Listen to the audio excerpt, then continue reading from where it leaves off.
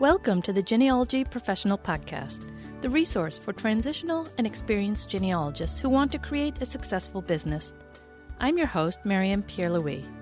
Here you'll learn from professionals all around the world who work in the field of genealogy. Are you ready to get started? Then let's get going.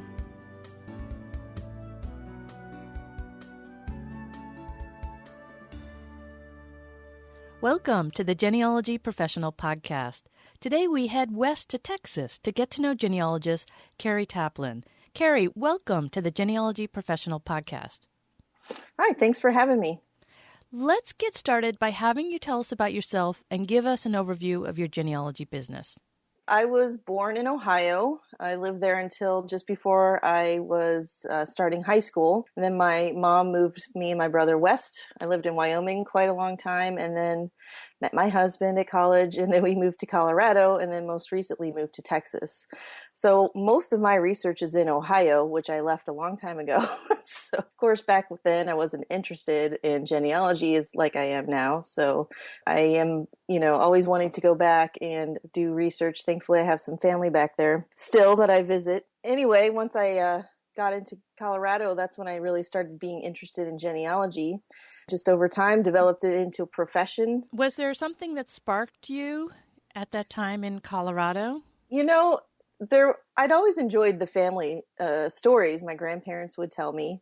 So I always kind of had this tickle in the back of my mind, if you want to call it that just always resonated. I just really wanted to learn more about it. But what happened was I was pregnant with our first child. I didn't have a job. I was going to be a stay-at-home mom.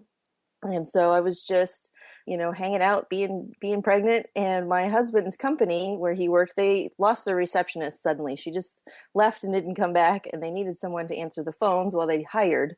And they knew I was just sitting at home, not doing much. And so they called me in, wanted me to just help them out while they did the hiring process. So I had a part-time job. Well, actually, it was a full-time job for about 2 months. And all I did was answer the phone, which was not busy. It was very, very laid back little company. And so I had all this time with a T1 line, which was very high speed internet at that time. So I thought, what can I do with my time while I'm sitting here doing nothing? And then it just kind of popped into my head that I should look into this family story that I'd heard. My mother's family always thought we were related to Roy Rogers. Now that's a whole story all by itself, but it got me started thinking. So I started looking into Roy Rogers' history and I started looking into my history. And honestly, the rest is literally history. So I was hooked from the get-go. So the baby arrives. Yes. And what happens? Are you sneaking at the computer at 10 p.m. at night, well, or do you take a break? Because actually that's what happened to me, except I was sneaking a couple hours here and there. Were you? At night I was.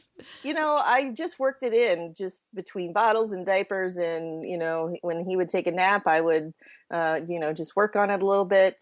I can't say I did a lot of hours in the beginning, but I did a decent amount since I was, staying home. And I only had one kid at that time, which is a lot easier than two.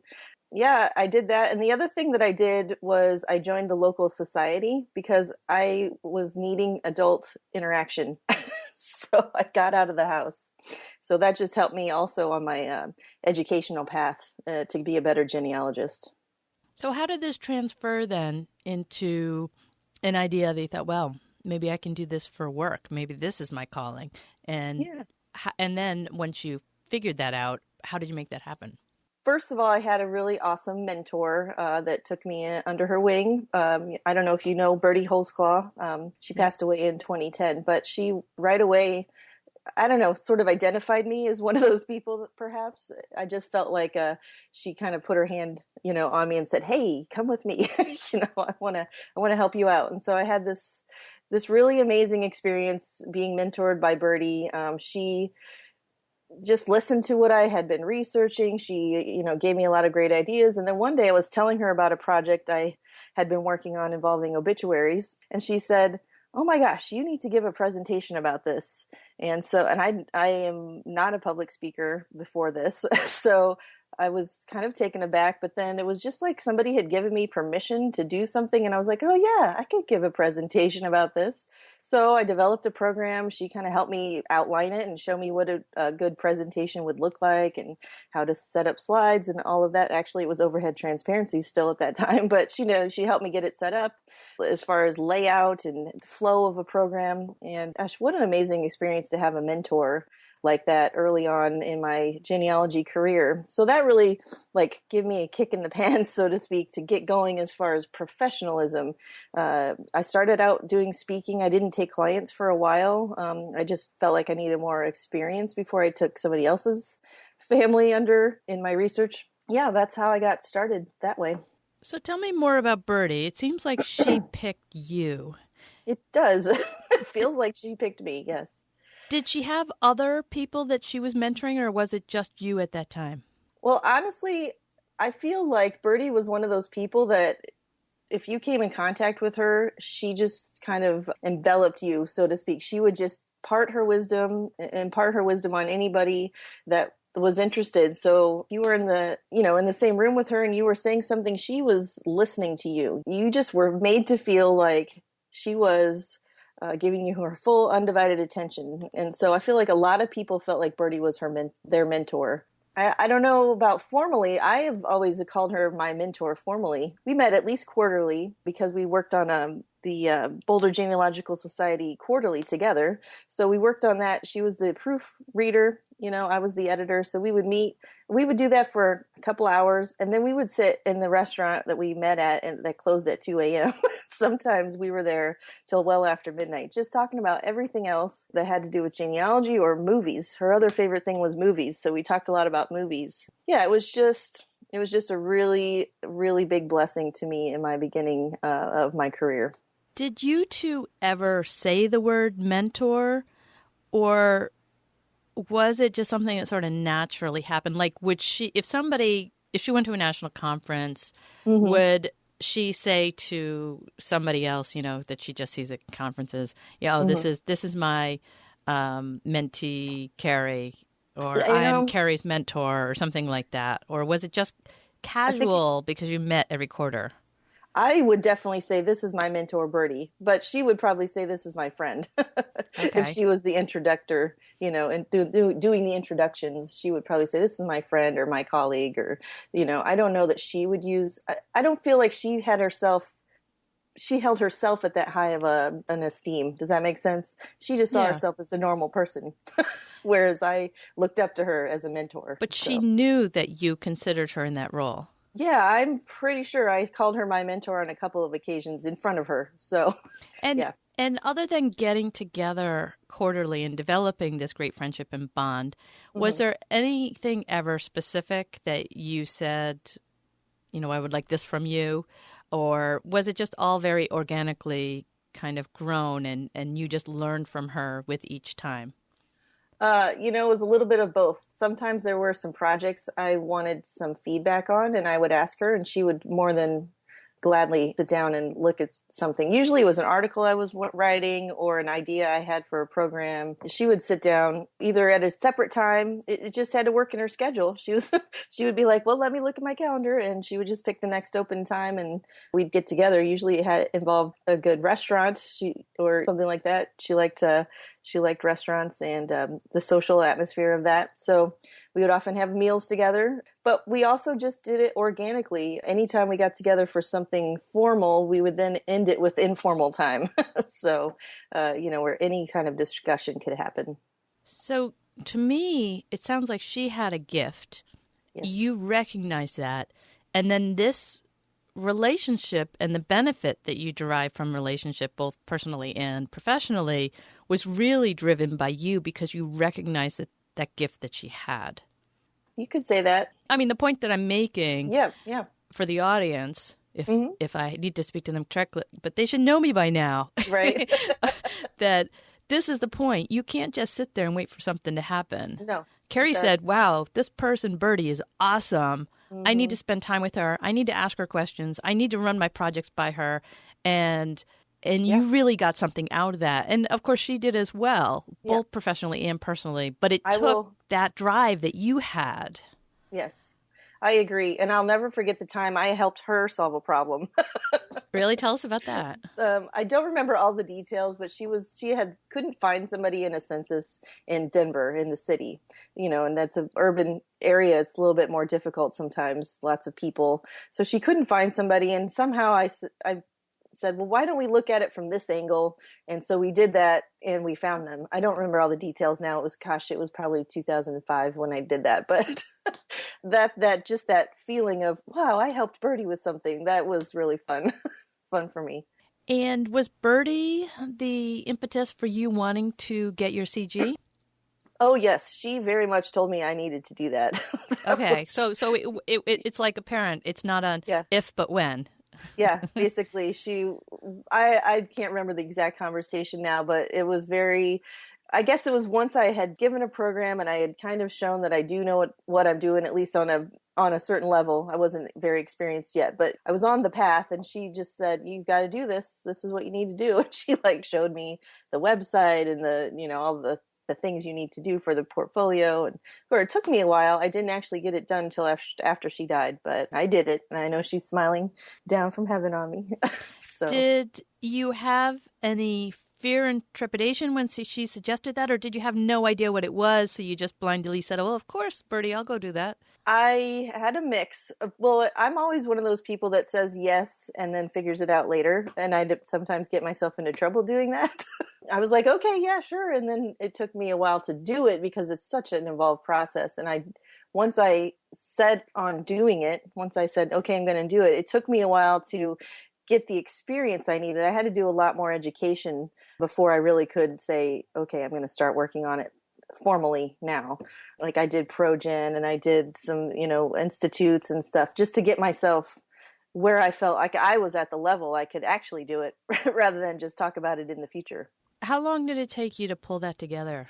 Well, once I started the clock, so once I said, okay, I'm going to do it, and I sent in my preliminary application, it took me 2 years. I did one extension. So for those who don't know, you can do an extension at the end of the first year if you want. Actually, you can do any number of extensions. You just pay a fee, basically. So but I just did one extension. So it took me 2 years. Of course, I had done a lot of research prior to starting the clock. I think everybody does. You just, you're working on your family and you have a bunch of research done and you say, okay, I'm going to work on this one for my portfolio.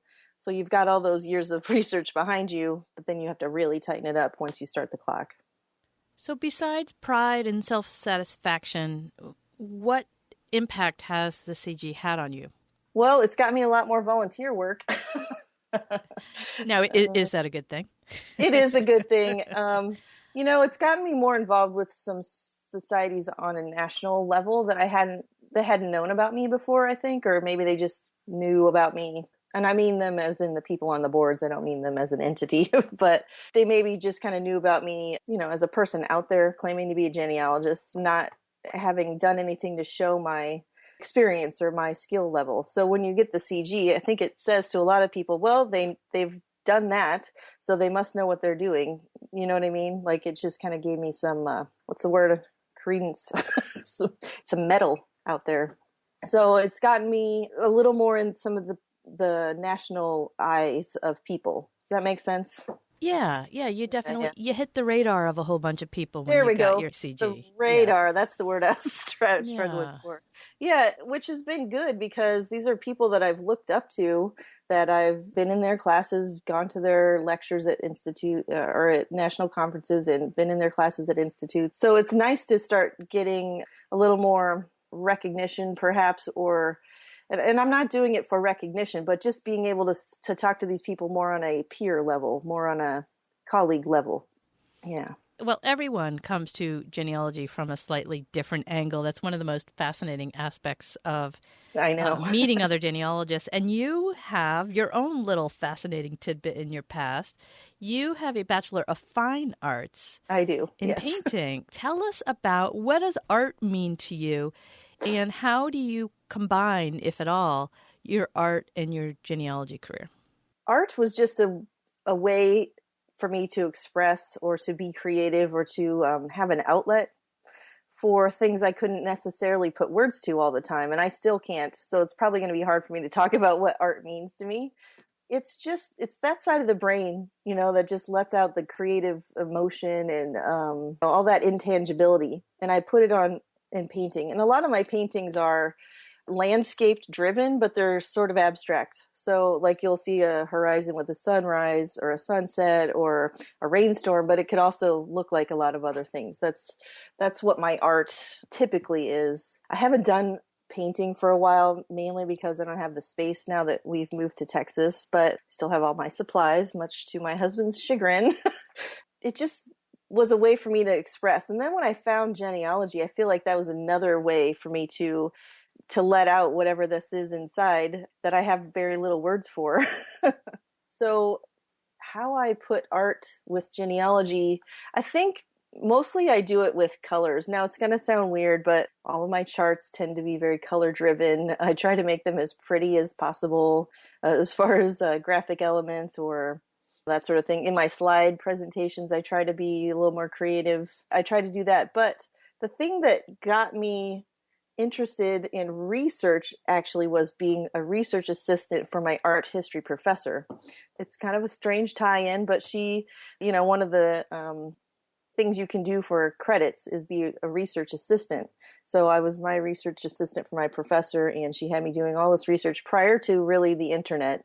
There were a few databases that you could access, but it wasn't like it is now. So I did a lot of crazy research back then, and just really fell in love with that, putting pieces together to a puzzle, if you will. So she had a certain topic. She wanted me to go find, all the sources I could find on a certain topic, and I would just find these pieces and put it together and hand it off to her.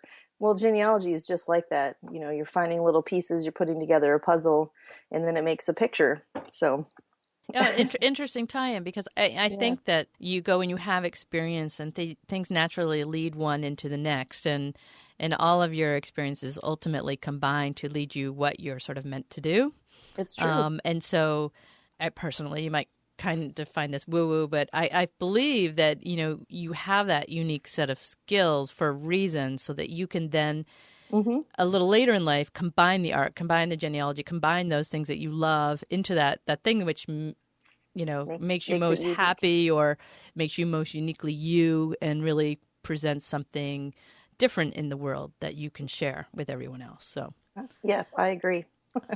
It's a very clear transition there, and the fact that you actually recognize that it was that act that led you from the one thing to the next is interesting.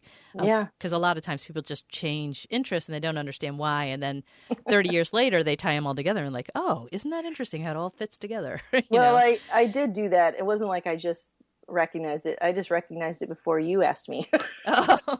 If that makes sense. I did a little kind of introspection, like, why did I go and get that art degree and spend all that money, and now I'm not doing art? Like, why did I do that? I kind of had this introspection thing. But when you start looking at one event that moves you to the next event, you can see it after you're past it. Right. And it's the same with our ancestors, don't you think? You're looking at why did they move from this place to that place? Yep. You just start to put it all together. It's very similar. Exactly. All right, genealogy pants. Tell me about genealogy pants, and how did you come up with a name like genealogy pants for a business? Yes, well, I am unique, I think, as everybody is unique, but I have a funny sense of humor. So I just wanted something that stood out. I was tired of, variations on ancestors and leaves and trees and roots, right? Everybody's got some variation on that. And I wanted something that was just a little bit stand out from that. Well, I was brainstorming with my husband and coming up with different names. When I decided to do this full time, I had just worked with my own name as my company name prior. I was just like, I just want something fun and whatever. And we have this habit of calling like our kids or each other, whatever, fancy pants or smarty pants, so it's like that, only it's genealogy pants. That's it. That's as simple as it is. Well, it's a funny name. I love the name. It's definitely memorable.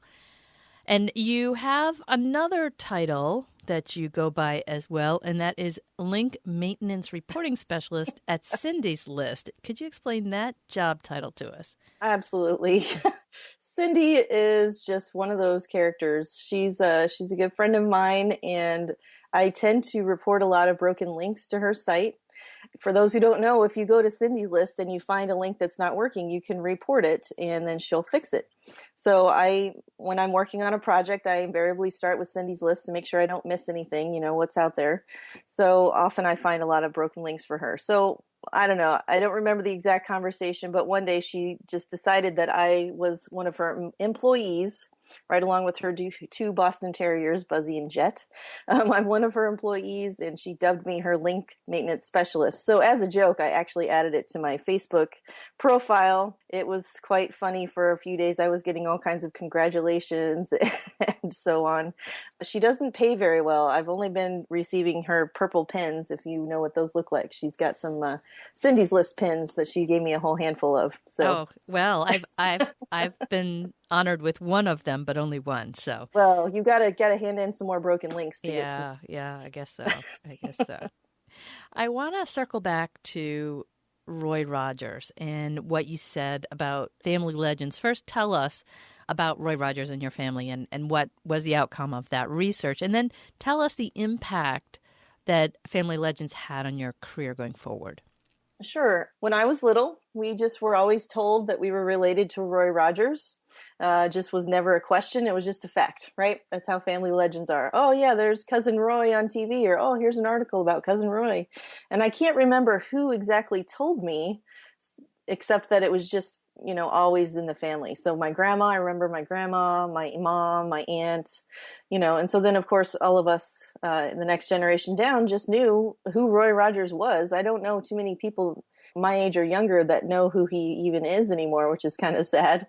We just knew who he was. We knew what he was about. We knew a lot of family details about him because, of course, he's family.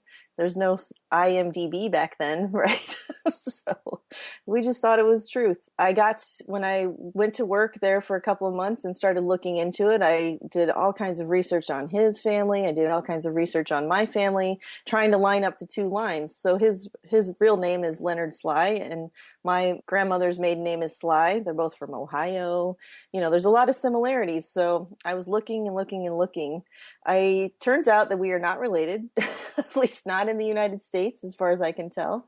My cousin, Betsy, she did a documentary. She's a documentary filmmaker, she does all kinds of great film things. She's now working at UC Berkeley. She did this documentary film about the process, about the legend that everybody, knew growing up. She interviewed everybody that was alive that she knew to talk about the legend. So my mom, my brother, my cousins, me, we were all in this little documentary. Then she interviewed me about my research. So of course I had to say, we're not related. And I showed her how and why I thought that. And I've got all this research laid out, and she's like, oh, okay, well, and everybody's kind of sad. So then she goes back and interviews everybody else after this. Oh, what do you think about Cari's research? Oh, what do you think about this?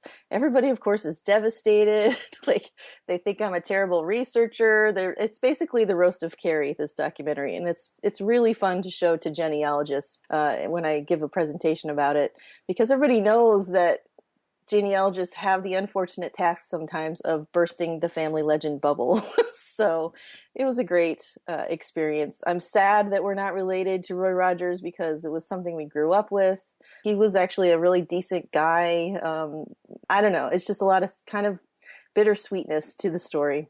So how long is the video? It's about 15 minutes. And what did she do the video for? Is it available publicly or just privately? No, it's just private. She did it for her master's thesis when she was going to college to get her master's in film. Oh, I would love to see that. That just sounds like so much fun.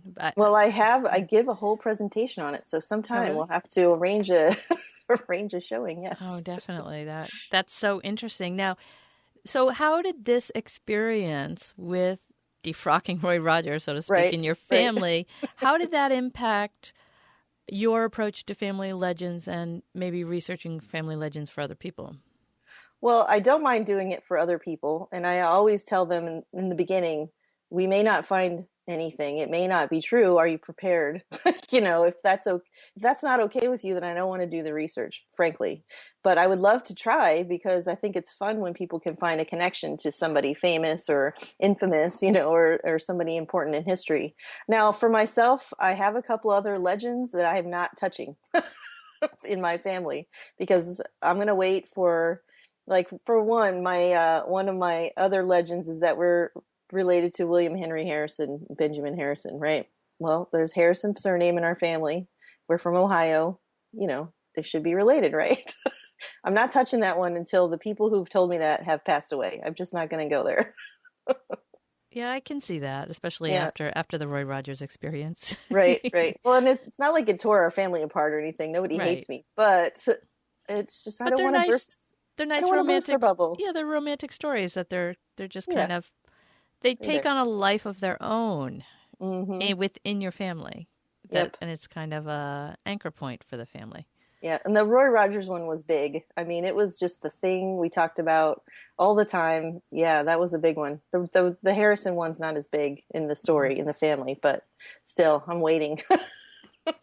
So, Cari, give us a sense of how you split your time in your work. How much of your time is spent doing client research? I know you do public speaking. Are you writing articles? What are the different things that you do that makes up Cari Taplin and Genealogy Pants? I would say I do more work right now preparing for lectures and teaching than I do client work, although I do have a couple of clients right now. But more work I'm doing on teaching. I've got some really great opportunities coming up. That's probably more of my time right now, but it flows. It ebbs and flows. In the wintertime, when the season's not as busy, the speaking season, then I'd get more client work. It just seems to be the way it goes. And then I, of course, intersperse articles in between, all of that. What do you consider your specialty? I would have to say, as far as a geographic region, the Midwest or the Great Lakes region of states. Those are where most of my research has been. That's where I feel the most comfortable researching. Otherwise, I specialized in family legends just because of all of my experience with my own. I've worked with several people trying to help them figure out ties to certain, people of historical significance. So family legends in the Midwest, Great Lakes. And when your colleagues say your name in a room, how do they describe you? Good grief. No, I mean, not in terms of character or anything. I mean, in terms of, let's see, I say Eileen O'Doul and I think Irish research kind of thing. What do people associate your name with when it comes to research? Is it that family legends or? I'm not sure it's going to be family legends because I haven't done a ton publicly, where people would know that about me. Mm-hmm. So I should probably write some more articles, to tell you the truth. But I would think more people would identify me with Ohio or with the Midwest. Okay. So when a client contacts you for research, it's typically Ohio or the Midwest that they're looking for information on? Yes, or now it's Texas only because of my location to repositories. So I do that as well. As soon as I moved here, I just started going to all the repositories near me and getting familiar with what's down here and some of the Texas things. Now, I don't advertise Texas yet because I don't feel that comfortable in it, in the research yet, but I'm working on it. That's what you got to do when you move, I think, is you have to really figure out what's around you and then get familiar with that. So, but yeah. When you switched from fine arts to genealogy, and then you actually, started taking clients and said, I'm going to do this professionally. There's a whole new skill set that you had to contend with because it's not just genealogy that you're dealing with when you take clients because you're making money. You have to report the taxes. You have to do all this other stuff. What was the hardest thing about starting your own business and telling people what you did? I think it's just that. It's like the marketing aspect, the telling people. It's the tooting my own horn sort of thing, like getting myself out there and promoting myself. I think that's the hardest piece for me. I just want to do the research. I don't even mind doing the taxes or the accounting piece.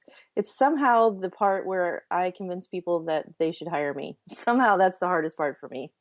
So what was your solution to doing that? You said to yourself, okay, I have to tell people that I do this because I do want customers. What did you do? Did you just say, okay, I'll just throw up a website? Or how did you tackle that aspect? Because you might just hear crickets, nothing Yeah. at all when you first start, unless people know about you. Well, a couple of things that I've done. I've been speaking all along. So when I speak, I mention my website, or I have it on a slide, or it's always on my handouts, first of all. I did, and I also put up a website, like you said. Then I also write blog posts. I'm not as active right now just because I'm so darn busy with the preparing of lectures, but I have a blog that I think helps get my name in front of people, gets my face out there. And I write articles. So there are a lot of places you can submit articles. You might get paid or you might not, it just depends. But honestly, that part doesn't matter to me as much as just getting my name out there, where people of a wider audience then start to associate me with a certain topic. So, that's just one of those ways to get some marketing done and show people that you know what you're talking about. Do you have a sense of the most effective way that people find out about you? I mean, is it through your website? Is it from a speaking engagement? How are most of the people coming through? I just this year listened to a webinar by Jean Bloom about tracking your clients and client management. So only this year I started tracking all of that. And so I don't have a great sense over the years, but I get a decent amount from the APG directory and the BCG directory. Those are online directories anyone can look at and to find a researcher. I get some through the local directories. For example, Texas State Genealogical Society has a directory of researchers and speakers in the area, so I get some through that. I just got a couple from word of mouth. A couple of other genealogists referred people to me. So I kind of got it all over, a little bit from all directions, to tell you the truth. So you're now tracking how people found you. Yes. And are you tracking both people who hire you and don't hire you, like people who contact you? Yes, I've got it all in a little spreadsheet, a la Jean Bloom. And do you ask people who contact you, how did you hear about me? Yes, I do. Most of the time they tell me. So, sometimes they don't, not because they don't want to, but I think they just missed the question in the email. So it takes a little while. But most of the time, I get an answer and I track it. And I have a color system where if they just send an inquiry, but don't ever contact me back, after the initial inquiry, it's one color. If they've signed a contract and we're in process, then that's another color. Or if I've finished their project, that's another color. So I have a little system of keeping track. And then after a project, do you ask them for a referral or a testimonial? I haven't been doing that. It's on my to-do list. I know it's something I should be adding. But what I do is I have a referral program. So if they send me a new client, then they get another hour for free, basically, without giving you too much details. That's interesting. I mean, that's actually the first time I've heard that. And that's a brilliant idea. Yeah. What a great way to incentivize your own clients, not just your colleagues. Well, I send out a thank you note. I have little thank you notes written with my logo on them and stuff, and it says thank you for your business. And then I just have a little half sheet of paper I slip in the envelope with the referral program on it. Nice. I send them a couple business cards, and it's nice to get something in the mail. I love that idea. You're the first person I've ever heard do that. Very good. Glad I brought you something new. That's cool. That's really cool. So what about Jean's webinar or her class? Is that something that was on APG that's available as a recorded webinar, or? I believe so. I was just going to go look. But yes, it was through the Association of Professional Genealogists. You would have to be a member to see it because I believe it's behind the member, the login. But they have all of their webinars, recorded webinars back there that you can go watch. And she did a 2-part webinar. So it was 2 different nights, but it was excellent. One of the most helpful I've had as far as working with my client management, within my own business. Mm-hmm. That's great. I'm going to have to go check that out. Yeah, I noticed there's a whole bunch of really good webinars in there, and I don't think people actively go, and I mean members don't actively go there enough and take advantage of the recorded webinars that are in the members only area of APG. Yep. The last time I was in there, I was like, wow, there's some here that I really need to check out. Yes. It's just a matter of you have to block it out in your calendar and schedule a time with yourself and stick to it. Yep, And that's true. in order to get the benefit of making that happen. It was called, I found the title, The Art of Client Management from Soup to Nuts, parts 1 and 2. Oh, good. And it is in the APG. It is. Oh, yep. Good. Excellent. Excellent. All right, you mentioned earlier about all these new volunteer activities that you're doing, which you've very graciously talked about in a positive light. Yeah. But we know that this is the underlying thing is how people in genealogy do too much volunteer work. How do you balance paid work with volunteer work? It's definitely a trick. I'm not the best at it. Let's say that, first of all. So I'm just like every other genealogist that gives away too much, probably. But at the same time, I weigh what potential benefits might be of doing a particular volunteer task for my business. I see a lot of these as networking opportunities, getting to know other genealogists in the field that I could lean on or hire or use for, information, record pulls, anything, name it, any kind of network you can build for yourself. Is going to be good. So one of the ways to do that is through some of these volunteer opportunities. I just balance it by trying to have a really good schedule for myself. I don't always follow it, but I just look at my day every day and I look at my to-do list and I have 2 sheets. I'm not all on the computer. I do a lot on paper still. So I have 2 sheets. One is what things I need to get done and the other is my days. I have a week split out by day. So I go, okay, on Monday, I'm going to do this thing. Oh, Tuesday, I have this scheduled appointment, but I need to work on this. So I try to fit it in. And I basically just schedule out my day based on what I need to get done. Paying clients always come before the volunteer work.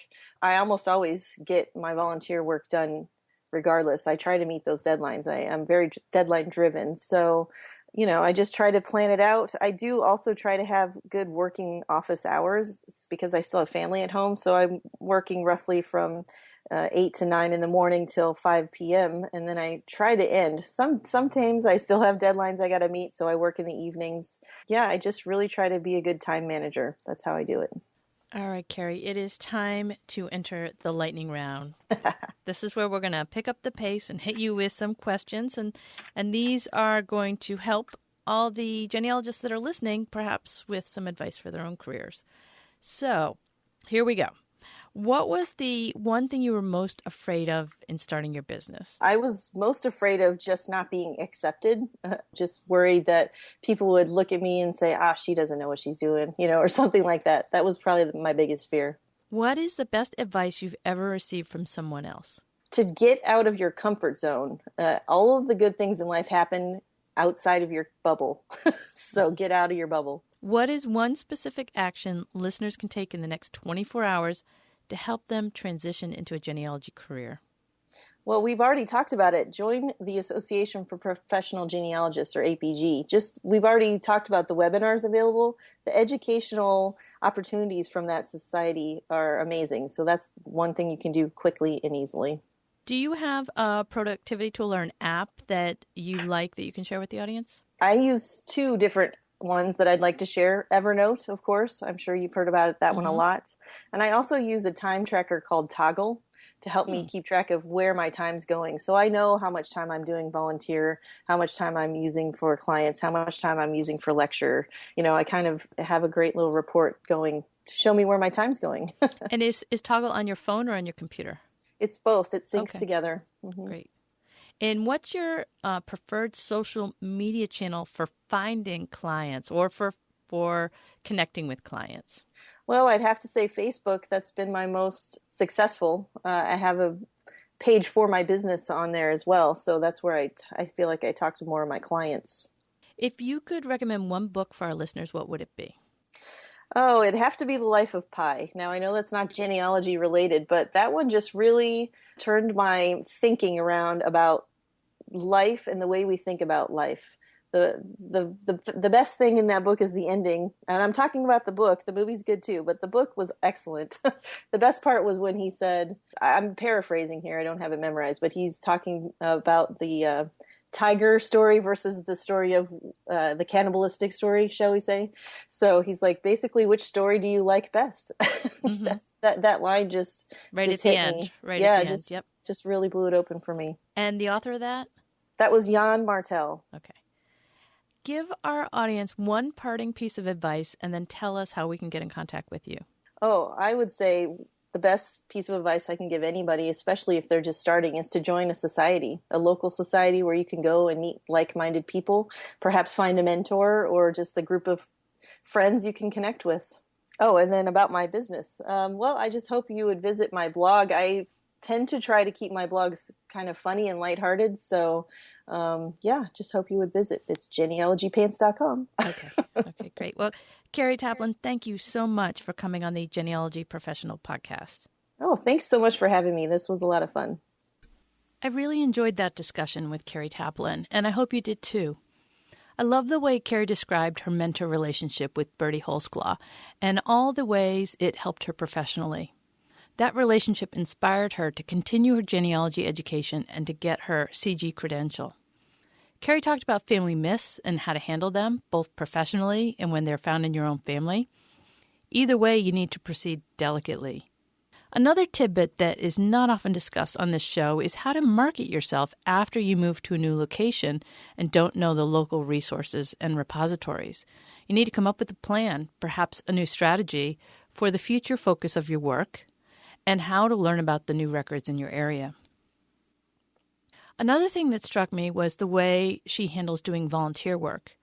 Cari does her paid client work first, and then she does her volunteer work.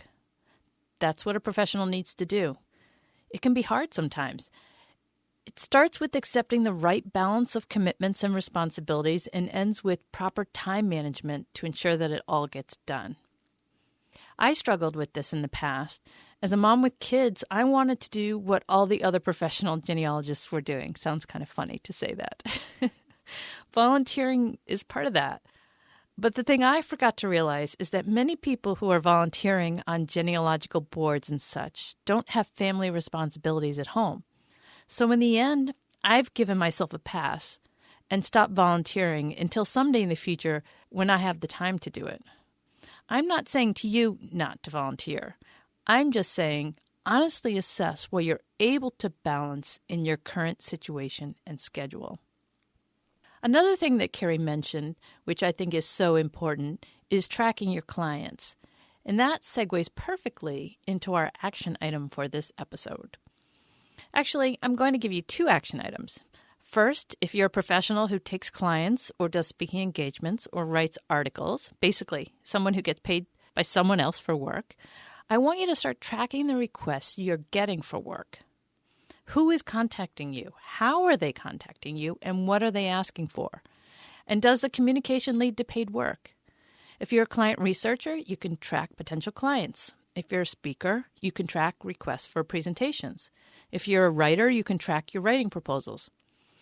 And if you already track all of this, I want you to spend some time with your data to see what you can learn from that information. Second, if you're not a professional, I'd like you to focus on one of Cari's other topics, education. If you're a member of APG, you could go listen to that webinar that she mentioned, the one by Jean Bloom about how to track your clients. If you're not an APG member, you could watch a free BCG webinar. They are broadcast the 3rd Tuesday of every month at familytreewebinars.com. That's it for this time. Until we meet again, keep improving your business skills and take at least one step to push your business forward.